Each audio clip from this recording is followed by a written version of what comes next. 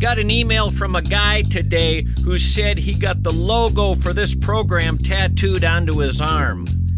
I emailed him back. I said, you should not have done that. You may like the show today, but I could turn on you next month. My name's Mischke. I could turn on you next month. I could deliver a new podcast called the Jehovah's Witness Revival Hour. You want to be careful getting anything too permanent. People change. You could grow to hate me.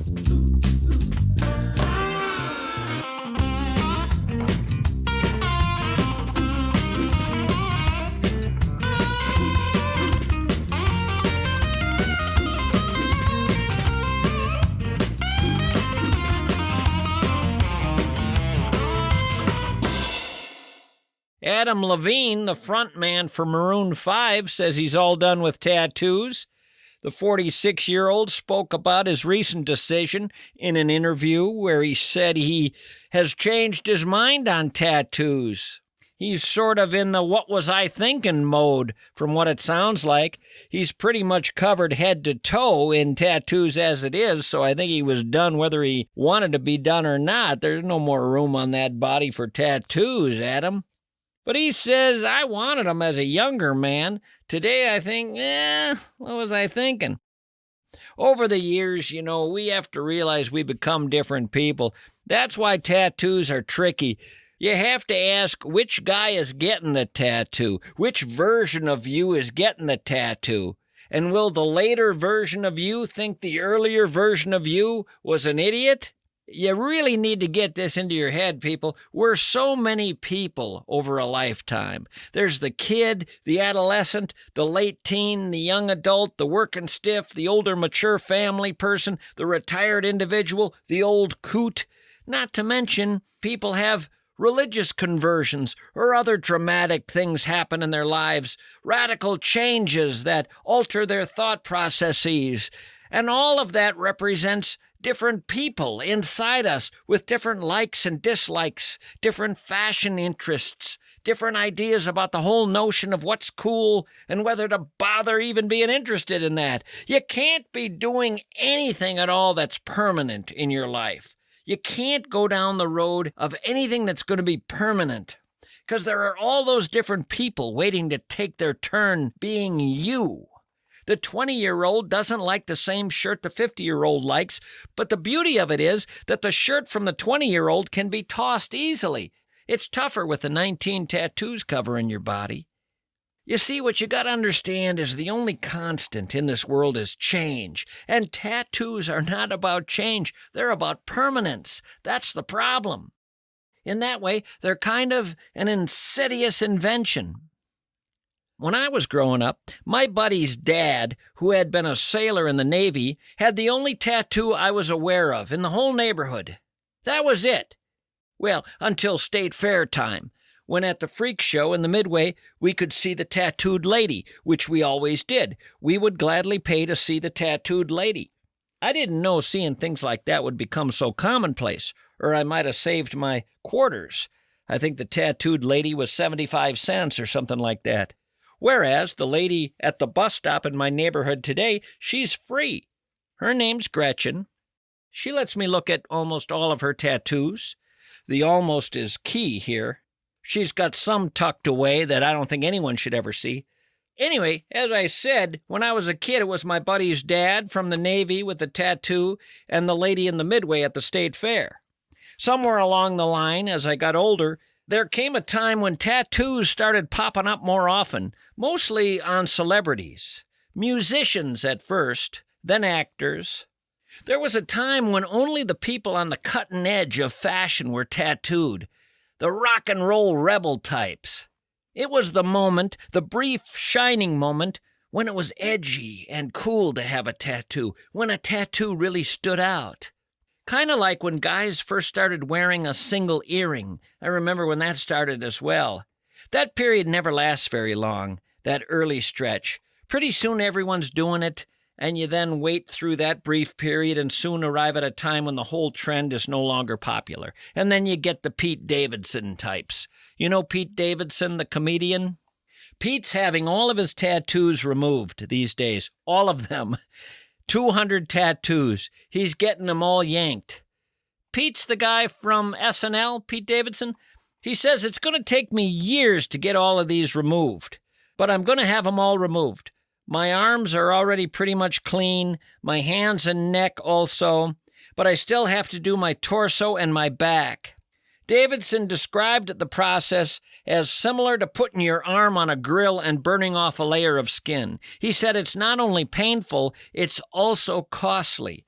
He says, I've already spent $200,000 and I'm only 30% done. He said, I used to be a sad person and I felt ugly and I felt I needed to be covered up with tattoos. I don't think that way anymore, so I'm removing them and I'm wanting to start fresh. I'm a different guy now. The new Pete Davidson has arrived, and there will be more new Pete Davidsons. More folks are coming to occupy his skin. Pete's still young.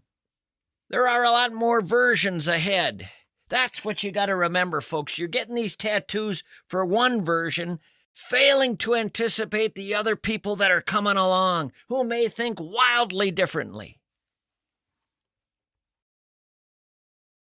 Speaking of thinking wildly differently, as of July, human composting is now legal in the state of Minnesota. Human composting is now legal. Now, there was quite a party thrown around these parts when Prohibition ended and alcohol sales became legal again back in 1933. Quite a party. People felt set free to celebrate the crazy, strange, wonderful gift of being alive by toasting one another with a glass of the suds. Oh yeah, there were some parties when that became legal. I'm not sensing the same celebratory spirit with the news that we can now compost one another. Headline says, as of July, human composting now legal in the state of Minnesota. Happy days are here again, the skies above are clear again, we'll sing a song of cheer again. Happy days are here again, we can compost. Mom and Dad, an experience that they've never had. Word on the street is it ain't so bad, so let's compost, Mom and Dad. There are folks who pushed for this in the state legislature. Human composting. A lot of people were for it, including this fella. I'll just call him Steve. He was written about in the paper today. He always knew he didn't want a traditional burial, and he didn't want cremation, because those things are apparently pretty rough on the environment, but he had frustration finding a truly green burial option. Some funeral homes allowed for the burial of unembalmed bodies, but still provided protective burial vaults. Steve felt that ran counter to an environmentally friendly burial. Vaults are typically made of concrete. Anyway, Steve died, and he chose to have his remains turned into compost, but he had to have that done out of state, which was costly. Steve would be happy to learn that as of today, he could be composted right here in Minnesota. Composting is a practice where a body is placed in a ventilated container with a bunch of organic materials, alfalfa, straw, sawdust, and allowed to naturally decompose over 60 days until it becomes soil. Say you've always wanted to be soil, ever since you were a little kid. This is the way to accomplish it. Your friends wanted to be firemen or pro ball players. You wanted to be soil. I get it. Only a handful of states have legalized human composting. 13 as of now. 13 states have legalized human composting. So Steve, when he died, had to be sent out of state to be composted in Washington. That was costly. Now here in Minnesota, your remains can be placed inside a large vessel along with biodegradable materials. The container is well ventilated. It's about twice the size of a refrigerator. And what then starts is a long process where the body naturally decomposes and becomes nutrient-rich dirt. What you become, folks, is nutrient-rich dirt. Airflow is pumped through the vessel, which becomes warm to the touch as the temperature reaches about 130 degrees. Says here, After initial decomposition, human remains are transferred to a second vessel for a curing. Little late for that, isn't it? A curing? The person's dead. During the curing process, the temperature decreases, and that's a sign that the primary decomposition is complete. Remaining bones are then pulverized and mixed with the compost, which is then put in another vessel and allowed to sit for another 30 days. My God! Remember the Old West when a fellow was chucked into a hole and Festus made a crude cross with a couple of sticks? I loved the simplicity of life back then. You'd stick your head in the cabin door on the old plains, and you'd hear Martha screaming, and you knew a baby was coming. You heard someone say, boil some water, grab some sheets. And I always wanted to yell, and save those sheets to wrap the person in later when it's burial time. My guess is we'll be digging a hole out back, hopefully many years from now, but save the sheets, by golly. Fun to wrap them in the same sheets we used at their birth. Where was I in this composting story? Are we past the curing part yet? Yeah, we're in the last 30 days after the bones have been pulverized. Hey, can we use another word besides pulverize? It troubles me that we're all against our bones being pulverized for years while we're living, and suddenly we get all comfortable with it after we're dead. Sure, pulverize them. Doesn't hurt, just makes me smaller. A funeral director in Minnesota visited one of these composting operations, and he said 60 bodies were undergoing the composting process all at once, and there was no hint whatsoever of the scent of decay or decomposition. Didn't smell bad at all, he said. The funeral director said the place smelled like soil. It's interesting, that word. When a baby soils his pants, we don't like that smell that much. I think we play fast and loose with the term soil. I don't like it. This funeral director said he learned families are free to visit during the composting process if they want to, and the composting operation provides live streams of the containers. Live streams. Who wouldn't want to watch that? Instead of watching professional bowling on television, Connie, what say we watch your old man compost? Come here, honey, look at this. He's composting. They say he doesn't even smell bad. There he goes. See ya, Dan. It's weird to say, honey, but he's soiling himself, isn't he? After about 60 days, all that remains is compost. And families have the option of receiving all the compost in about a dozen bags or distributing it in a wooded area near the composting site. Steve's wife decided to keep 20 pounds of Steve. 20 pounds of Steve. Now remember, there's a lot of other things added in there. Remember the alfalfa, the straw, the sawdust? That's in there with Steve as well, helping him smell good. The Minnesota Catholic Conference, by the way, testified against legalizing human composting.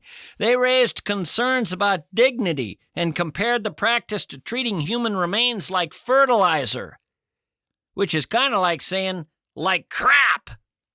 Now, Steve knew the Catholic Church was against this. He's a Catholic himself. But what he said when he was alive was, they'll come around. He reminded people that the Catholics opposed cremation as well years ago, but eventually jumped on the bandwagon. Now Catholics love burning dead people. It takes a while to get excited about it. I know when I was a boy, the idea of torching my parents seemed sick, twisted. You could burn garbage in your backyard when I was growing up. So when I was a little guy, I remember walking up and down the alleys in St. Paul and smelling the garbage burning. I'd see the dads in the neighborhood gathered around the 50-gallon drums in the backyards by the garages. They'd be talking to each other, staring at the flames on autumn evenings. And I wonder if that wasn't where the whole idea of getting comfortable burning mom and dad was born. I can picture them sitting around saying, this ain't so bad. This ain't so bad, is it, Gary? Kind of comforting, really, watching all of that smoke heading off into the sky. I can imagine Mom and Dad heading off into the sky as well. Looks almost soothing. You don't typically think of Mom and Dad swirling around in the air like that, but then you remember afternoons at the state fair in the summertime and how they'd be up there on those crazy rides. I mean, was that all that different? They'd be swirling around up in the air there as well, all because we would tell them the ride was harmless and that they might even enjoy it, never imagining the two of them would be vomiting the whole time. But even that was kind of cool, the way it would end up swirling in the air above them as well. And they'd get off the rides, and their clothes would look like the paint-a-whirl offering at the spin paint booth. It was almost artful. But they didn't smell like soil. No, they did not.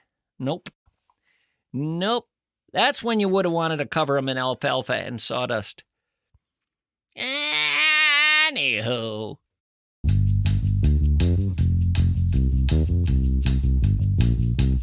You go to a bank to get a loan for your business or a personal loan to help your family, and you're told, we're a big national operation, okay, and we have to streamline the rules and regulations. You fit within these parameters, or you hit the trail. Fit the mold or hit the skids. You hear? We're a big bank. Ick! I hate what's happened to banks. Give me the old days where you knew your banker. He was part of the community, and he knew you were too. He knew you were a good guy, trying to do well for yourself and for your family. That mattered to him. Give me the bank started by one Mike Bilski, human being first, banker second. Give me North American Banking Company. His pop was a banker, his granddad was a banker, his great-granddad was a banker, but they all did it that same old-school way, the human way. Mike Bilski started North American Banking Company here in the Twin Cities. There are now 6 branches. One of them's near you. Make it your bank. A bank for people like you and I. North American Banking Company. Member FDIC, Equal Housing Lender. I like to stop at Spectacle Shop. I like to stop at Spectacle Shop. My average eyes, man, they pop when framed by eyewear at Spectacle Shop. Say A1, say tip-top, say those were bought at Spectacle Shop. How much did you have to drop to go looking so good at Spectacle Shop? Oh, you're funny. It ain't about money, it's about my eyes and what I prize. It's about the windows to my soul and what's important as I get old. My eyes are gems, they are jewels. If I went elsewhere, I'd be a fool. People, this is not a hard decision. I need lenses made with precision. I need to see the best I can and look as cool as Superman. So there's never any doubt where I'm going to stop. Spickety, spackety, Spectacle Shop. 4 Twin Cities locations voted best eyewear shop in Minnesota in every poll the Star Tribune has ever had.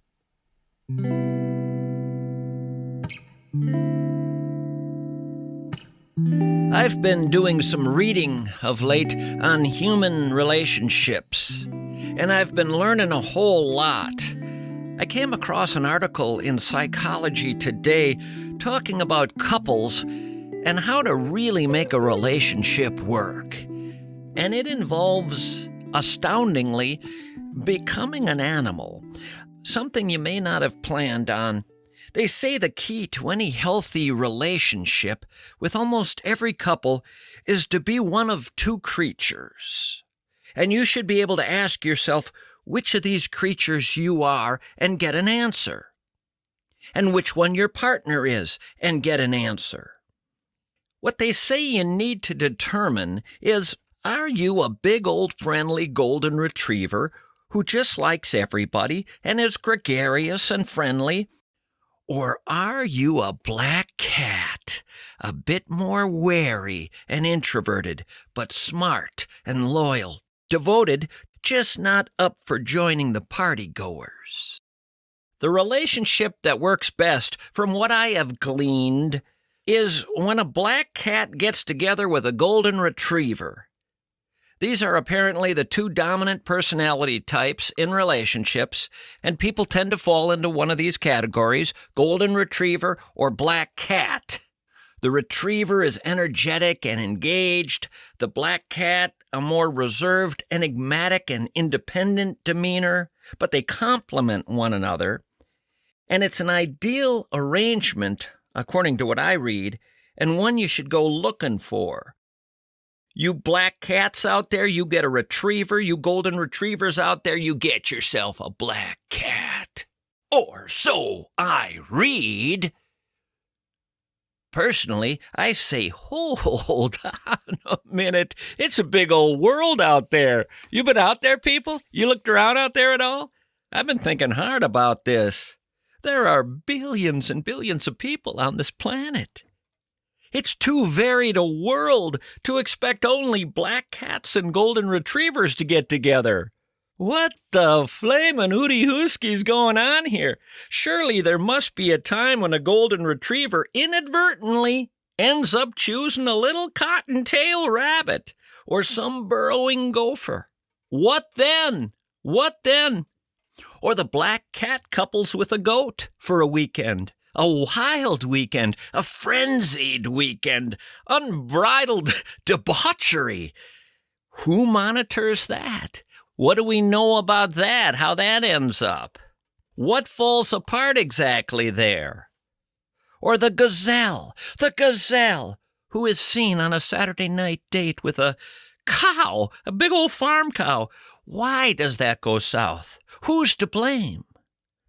The wild boar who falls for a chipmunk or a squirrel. The soaring eagle who chooses inexplicably the skunk. I've lived long enough to see it all, frankly. There are all kinds in this world, all kinds. The aardvark is spotted with the guinea pig, the walleye with the tarantula, the elephant with the deer tick. Now, I'm not speaking literally.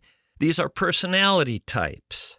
And you know if you're a deer tick. Believe me, you know if you're a deer tick. There's a lady in my neighborhood who's a deer tick. She knows it. She's admitted it. We've talked about it. Her husband has one of those red bullseye rashes on his back constantly. Not literally, of course, not literally, but you know what I mean. I've been trying to figure out what animal he is for over a decade now. Elusive SOB. I've fluctuated between thinking he's a freshwater jellyfish and then suddenly being certain he's a horse mackerel. He only gets out of the house about twice a year, so it's tough. I often wonder what's going on in that house the rest of the time. Sometimes when the windows open in the summer, I can hear splashing. Don't know what to make of that. You guys have this at all in your neighborhoods? A house where the people rarely, if ever, emerge? What is going on there? We have 2 houses like that. The shades are drawn, always. Lawn gets cut by some service. And the lives of those who own this property are lived wholly indoors.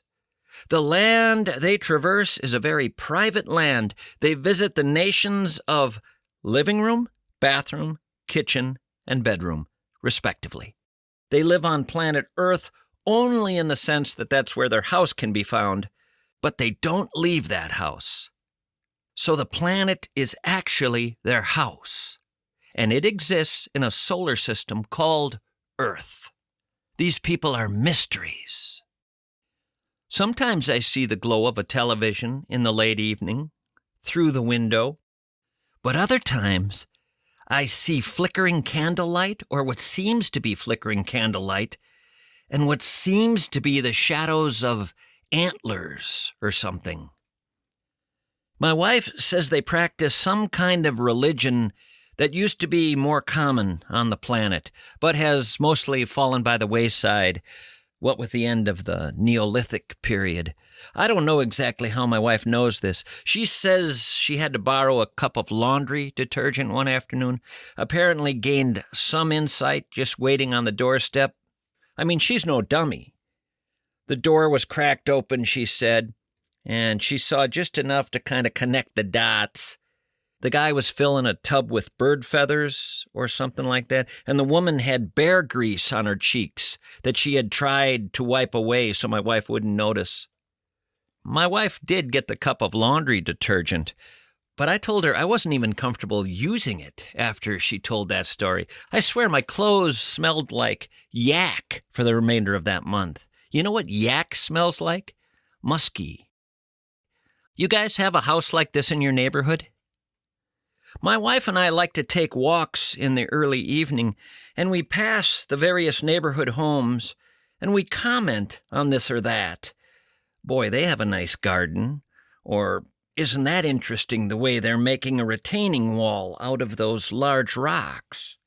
How come that lady there hangs her wash out to dry in the front yard instead of the backyard? Are those hip waders? Or is that her underwear? Wow! You people do that? Just walk along the sidewalk in your neighborhood, commenting on the different houses? Why do you suppose they're keeping that Christmas manger scene in place throughout the whole summer? You think someone should check on them? Wait, what is that smell? That sort of thing. Just walking around and commenting. I'm sure everyone does this. You can't help but comment on what you see. Look, Wendy's book club must have wanted to enjoy the pleasant weather tonight, and they're meeting in the yard instead of in the house. Actually, the discussion must be over. I think that's called Indian wrestling, what they're doing there. Maybe the book wasn't that interesting this time around. Is it fair that that large woman is winning every time? I bet she suggested the Indian wrestling. Oh, keep walking, honey. They're looking at us. Just keep walking. Well, this just in. 3 brothers are hoping to set a record time for rowing across the Pacific Ocean, having already rowed across the Atlantic Ocean. 3 brothers from Scotland. They left Peru, headed to Sydney, Australia, in a custom-built rowboat. 3 brothers rowing across the ocean. They'll row in 2-hour shifts around the clock, and they're going to face some extreme weather, not to mention sleep deprivation and isolation and hallucinations. I expect hallucinations with the sleep deprivation. You want mermaids, guys, but you are going to get giant squids with human heads. I've dealt with sleep deprivation. The interesting part of this story to me is the initial idea being broached. I would have liked to have been there when the idea was first brought up. I just think the most interesting part of the whole escapade is the initial notion and then asking the other brothers, you want to do this? Because a lot had to happen there. Everyone had to agree that this sounded fun. And I have brothers, and it's hard to get agreement on much of anything with them. Want to row across the ocean? No. Why not? Because it seems really hard. Okay. That's one conversation I would have expected. That apparently didn't happen here. Then there's the want to row across the ocean? Well, I'd like to row somewhere, but across the ocean? I just think after a while I'd get bored and want to do something else. So, no. What other possibilities were there? Want to row across the ocean? Yeah, I do. Do you? Yeah, I kind of do. Okay, let's ask our other brother. Nope, he says that doesn't sound fun at all. Shoot, only 2 of the 3 of us wanted to do it. Forget it then. I think a lot of questions like, would you like to row across the ocean, would be answered with, no, but I'd go to a movie if you'd like to do that. Want to go to a movie? Or, want to row across the ocean? No, but I'll go sailing with you for a little while this afternoon. Want to go sailing? But I wanted to row across the ocean. I know, but I have a job. Oh, right, I forgot you work. Want to row across the ocean? Well, couldn't we just buy a motor and go that route? Well, what's wrong with rowing? Well, it's just that it's a lot faster if we use a motor. Then we could relax a lot more, you know? I really wanted to row. Yeah, I don't. Want to row across the ocean? We did that one other time, remember? We did that. I know, but that was the Atlantic. This is the Pacific. Yeah, but it's the same thing, really. Big body of water, you know? Shouldn't we find some variety in our lives? Maybe shooting pool or playing with a frisbee or something. Let's do something different. Oh, man, I like rowing. Yeah, I know, that's all you talk about, rowing. What is that? I don't know. I think all of these responses that I'm providing right now would be more common than one brother saying, want to row across the ocean? And the two other brothers saying, yeah, we would like to do that. I actually don't think the rowing across the ocean part is the rare or unusual thing here. I think it's the moment the first brother thinks of doing it, number one, because again, remember, we can get across the ocean in far easier ways now, and then his two brothers one at a time saying, yeah, count me in, sure. I don't think we spend enough time in these sorts of feats analyzing how the moment is arrived at or the decision is made to move forward, how that nod of the head from three different people comes about. To me, it's no different than saying to a friend of mine, hey, want to crawl with me to the grocery store? Yeah, that sounds good. It's going to take a long time, I should warn you. That's okay. Okay, but I should just say it's going to be kind of hard, too. But you do want to crawl to the grocery store? Oh, yeah. And after we do that, crawl to a completely different grocery store in some other part of town. It's a challenge. I think it's extraordinary to get to that moment, and this is still a long way from the planning and the orchestrating of the actual adventure. Just getting people to say yes to this. Mark Wahlberg has already said he wants to make a movie about these brothers. I just want to make a movie about the part where they agree to do this. I'd ignore all the rest of it. I just want a movie about how they get to the point where they say, rowing? Yeah, I got nothing else going on. Sure. The title of my movie would be called, Are You Kidding Me? That's what I'd call my movie. I'd title it, Are You Kidding Me? Either that, or the title of the film might be, The Answer is No. The Answer is No. Or the title of the film might be, What's Wrong with Just Playing Catch? Or something.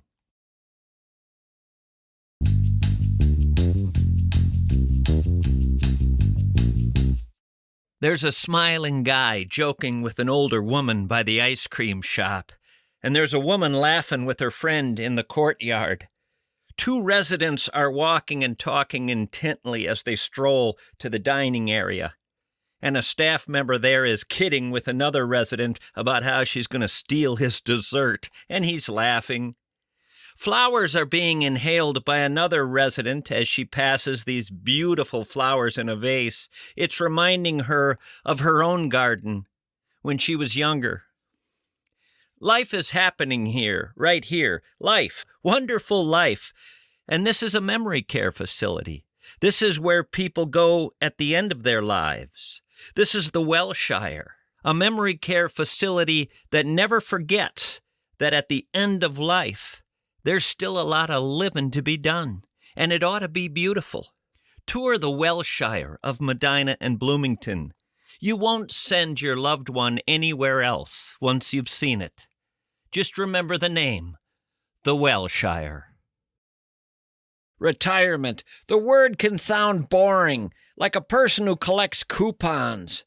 But you could have a retirement plan that has you sprinting like a gazelle toward the future. Let me introduce you to Josh Arnold. Josh is your secret weapon. Do you want to trust your retirement to some investment advisor who looks at numbers the way most people look at a beige wall? Josh Arnold is offering a 48-minute consultation to you for free. That's right, free. No hard sales pitch. Just straight-up expert advice from a man who's been in the investment business for over 40 years. Josh Arnold, a financial ninja who doesn't just guard your money, he grows it. Call him today, 952-925-5608. Rewind this, write it down, call him, tell him where you heard about him. Investment services offered by Josh Arnold Investment Consultant LLC, a security and investment advisor. Past performance is no guarantee of future results. All investments involve risk. Tommy Mischke is a paid endorser. Don't touch that phone. Will somebody please get that phone? All right, it's time to page through the old listener phone directory and talk to a listener. These are all names here, names and numbers of people who have texted me and let me know their first name and that it's okay for me to ring them from time to time to chat, and they make it into the listener phone directory. Then I periodically, randomly, call people off that list. You can get on that list, by the way, if you want to. My phone number, 651-321-8949. Make it into a song. 651, 321, chica, 89-49. That's the number, that is mine. 651, 321, 89-49. That's the number, that is mine. 651, 321, 89-49. That's the number, that is mine. You got it memorized? Let's make a call.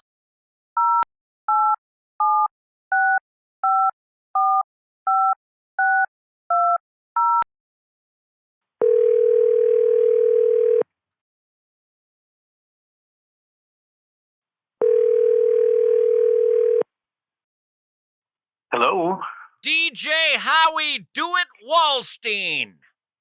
that's me. What kind of a name is that? It says fun. I'm enjoying myself already, and I haven't even really met you yet. DJ Howie Do It Wallstein. What's the do it part? I do events all over the Twin Cities, from State Fair to Valley Fair to Mall of America to even the smallest graduation parties and school-age programs. What is it that you So- do? It's a high-energy event that make adults feel like kids and kids feel like rock stars. When was the last time you saw an adult skip? Mischke, when was the last time you skipped? You know, it has been a long, long time. After years and years, what I've done is I've compiled a playlist of all these really fun songs, and I'll mix them up. You're a DJ. Yeah, I'm a You're DJ. a DJ. Why didn't you just say that? I'm not just a DJ. I bring a dance partner along that just makes kids jump out of their shoes. You arrive as a DJ playing music and you bring an extra person to dance around? Yes. Scantily clad, or what's going on there? No. I'm a disc jockey. Doing the same thing I did when I was 17 years old, and now I'm 65. When you were 17, give me a sense of what you started doing. I would play at roller skating rinks. I was the nerdy kid. How does a nerdy kid go after girls? What you do is you play music. What typically playing music means when you're a nerd and wanting a girl is playing an instrument, a musical instrument. It took time to practice. You know, the cool thing about playing records, I've met some really cool superstars. I danced with Tina Turner. How did you end up dancing with Tina Turner? My mother was the head secretary of Target Records back in the day. I went backstage to meet Tina Turner. I said, you know, you're quite a fine dancer. Is there any way I can dance with you? And she said, sure. So I spun her around a little bit. I dipped her and took a picture. You're standing in front of Tina Turner and you're about to dance with her and you're looking right at her. This is a woman who has only existed in your dreams up till this moment. What was it like? She's so kind. I swear to God, it's almost as if she was just a neighbor lady. The old lady in the neighborhood who offers cookies to the kids, was she kind of like that? No, stunningly gorgeous. I was waiting for you to get there, but you went down the cookie lady road. She's not the neighbor lady. She's otherworldly. I met Meatloaf. I hear that when you meet Meatloaf in person, he is absolutely gorgeous. Do you really call yourself DJ Howie Do It Wallstein? I do. I even have little jingles when I play music. So you have been a DJ and nothing but a DJ since you were a teenager. That's correct. I've lived a blessed life. But here's the $64,000 question. Did it get you a girl? I'm working on 3 divorces. Apparently you didn't have that much luck with women. I've had lots of luck with women, but I think it's hard to live with people. You get 2 people together, and they always have different interests and whatever, and at some point it's really hard to compromise. It's like as I'm getting older, I'd like to get out of the winter here in Minnesota. Oh, you big baby. Why don't you learn to love it instead? Why don't you learn to embrace it? Why don't you follow the Finns who figured out long ago that the secret to happiness, and by the way, they're the happiest people on earth according to surveys, the secret of happiness is to embrace what is before you. When it's winter, love it, dive into it, embrace it. When it's spring, do the same. Summer, do the same. Autumn, do the same. Quit running away. That's been your problem. That's why you've been married 3 times. Run, run, run, run, run. You know, winter is awfully long here. Well, that's like saying life is long. Embrace what you have while it's there. One day it'll be gone. You know how many people just before they breathe their last say to themselves, winter's kind of long? None. None. If they could be given 24 more hours and it was a winter day, they'd take it. The problem is once you've had a taste of warmer weather in January or February or March, my daughter used to live in Hawaii. The only reason, my friend, the only reason you loved Hawaii was because you were coming out of the winter. Everything is experienced in contrast, literally everything. You can't know one without the other. So the thrill of Hawaii was that you were coming from Minnesota. If you just live in Hawaii, it goes away. It's just another place. Enjoy winter here and let it give you the thrill of spring. Enjoy summer so you can feel the cool breeze of autumn and go, I love that. Enjoy the quiet of a snowfall on a winter night and contrast it with the frenzy of a summer evening in the city. All of life is understood solely in contrast. Quit running. So you don't ever want to get away from winter here? You can get away for a week, you can get away for 10 days, you can get away for 2 weeks, but come back. The idea that you can't take winter, to me, is like saying you can't take life. You said earlier, when was the last time you skipped? You were hearkening back to childhood. I'm telling you, why don't you find that child that used to like sliding down hills in the winter, that used to like skating, that used to like making snowmen, Mr. I Embrace Childhood? Why don't you not be an old guy running for Florida or Hawaii and become a kid again and live? Maybe. I think you're a wonderful human being. Well, that's very kind of you. Let me ask you this before I wrap up. How many of those women did you tell when you walked down the aisle, I'm going to make you fall in love with being a kid again. Our life together is going to be a waltz straight back to childhood? All of them. All of them. I still remember you from the Great Round Mound, whatever, back in the day. I emulated you. You have a childlike personality. You embrace the child or the exciting part of life. There's only one Mischke now. I mean, there's nobody doing your type of shtick. I appreciate you saying that, and I hope we talk again sometime. In the meantime, keep doing what you're doing. It sounds like it's working out for you. What music is most popular with the youngsters these days? What do they like to hear? What do you get requests for the most? It's raining tacos. It's raining tacos? Yeah. As soon as I put it on, it's like I just played Freebird, you know? Do you know the lyrics? It's raining tacos. Sounds like a delightful way to make a living. It really is. I appreciate your time. Thanks, Howie, for visiting with me. Thank you, Mischke. Bye-bye.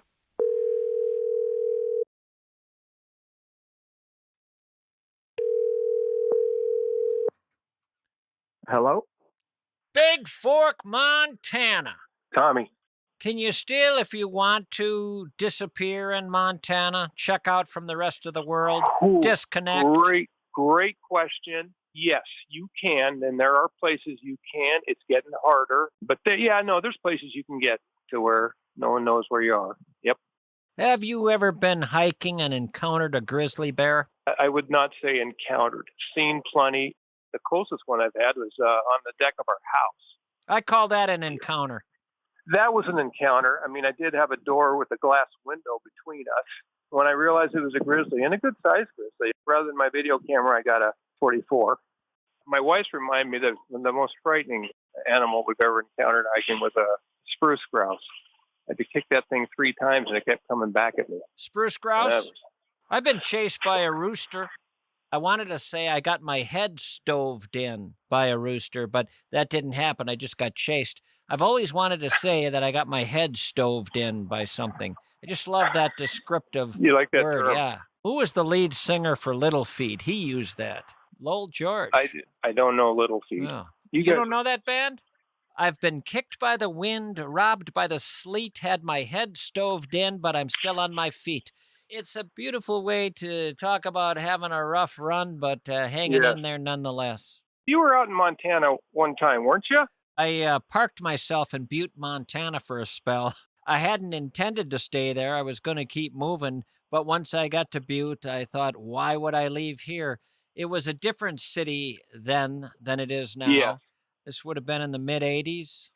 Okay. It Right felt like Minnesota, yeah. 1947 America. There were no fast food joints. There were no chain operations. Yes. And we're talking about a significant town, 30,000 or something like that. Oh, yeah. And it had so many quirks that it deserved to be called Butte, America, not Butte, Montana. It was so different from the rest of Montana. Yes. And who was my buddy there? Evel Knievel, my drinking mate. Yes. I'd right. find him at Jerry's Corner Bar at 10 a.m., and I'd sit with him and talk about how you can cut yourself shaving with an electric razor. That's about as interesting as our conversations got. I wanted to talk about Caesar's Palace, but nope. What were you doing when you lived there? I was working the door at the Silver Dollar Saloon. Believe it or not, I was assigned the door. That's right. That's right. The toughest people I met in Montana were women. One 45-year-old woman punched me pretty hard in the face one night. We threw her out of the bar and didn't faze her. She got up, ran to the plate glass window, and put her fist through it. And she was arrested. And you know what's interesting? That sounds like Butte. When she was bailed out by her husband, Jerry from Jerry's Corner Bar, the same bar Evel Knievel hung out at. Everybody knew everybody. Lovely town. It had tunnels under the city, opium dens, formerly used by the Chinese years and years ago. And it had the old brothel still standing, the multi-floor brothel with the curtains blowing out of the broken windows. The hookers had long ago left, but the brothel was still there for all the miners. It had a vibe. Yes. Where did you meet your wife? Bible college. You may be the only person I ever talked to who says that. I met my girl.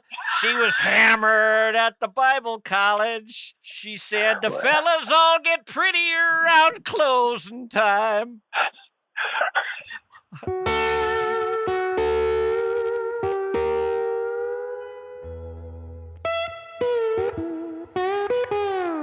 Coming to the end of my day here, so I'm going to head out. And Alrighty.